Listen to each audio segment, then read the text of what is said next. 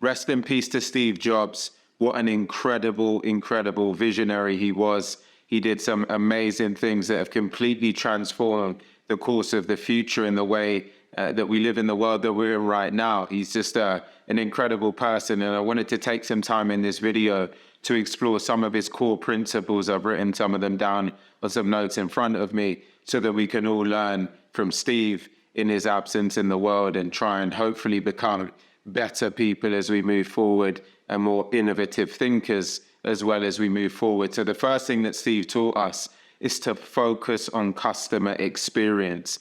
Now, if you look at Apple, any Apple product that you have, whether it's the iPhone, the MacBook, the headphones, whatever the case is, you'll notice that everything has really thoughtful attention to detail.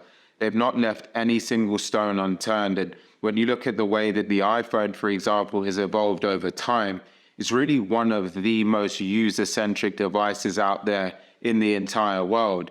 It's so intuitive, the way that it moves, the loading times, every single aspect of that iPhone. And even when you think back to the iPod, is as a result of Steve's maniacal focus on really prioritizing customer experience and making sure that not only in product design, but also in terms of support, the customer always comes first. So even think about your experience in an Apple store. It's great, right? The way they do things is different. They always try and make sure that service is prioritized, and all of that has come from Steve's DNA and the way that he's really encouraged the entire business. Now, the second thing is striving for excellence.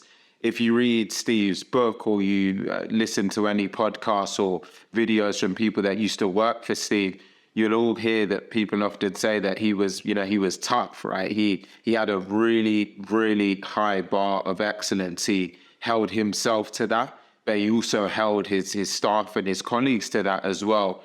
Always wanted to push the envelope that little bit further, always encouraging people to outperform the version of themselves that existed yesterday and to just continue to go further and faster in every single aspect of the way that they think, the way they act, and the way that they operate as well. The third aspect is really a leadership principle, which is all about empowerment of your team. So if you're a leader or aspiring to be one over time, Steve's really big on the premise of really empowering your team to do their best work. So that constitutes the way that, helping to remove blockers, for example, from their day, really thinking about ways that you can uplift them, inspire them, get them rallied around a core, big vision and a big mission that gets people excited to come into work every day and, again, do their best work. So it's just to really be that linchpin for your team, be that person who empowers them to go out there and outperform the person that they were yesterday. The fourth thing is actually to keep it simple.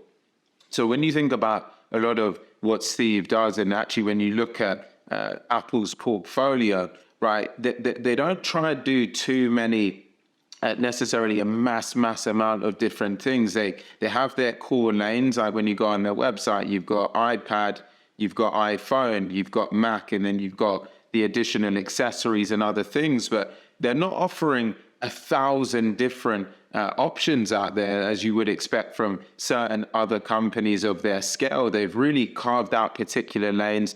They focus on that user experience, and then they just double and triple down on making sure that they're best in class at those particular product lines. So again, when you compare it to how big they are as a company and how many employees they actually have a pretty narrow product focus, and they just really try and make sure that they drive the best possible outcomes from those service lines within the company. And the fifth thing is to innovate and disrupt. Now, when you look at the iPhone and all of these other products and service lines, they have really, really pioneered and changed the course of the entire future.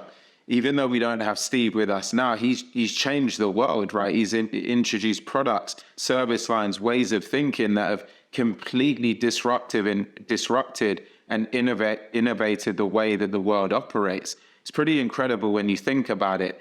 We've all got one shot and one opportunity in life, and Steve would often talk about his relationship with death and the fact that, he knew that at any given time, we won't be here. So why not roll the dice? Why not leave it all on the table? Why not go for it? And he's now been able to do something that's lasted generations.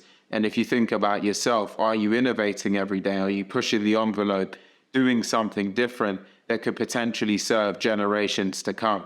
And if you're not, this is an opportunity for you to grab the bull by the horns and make sure that you put yourself in a position where you can really create something generational. I hope this video has been helpful in some way. Look forward to seeing you on the next one.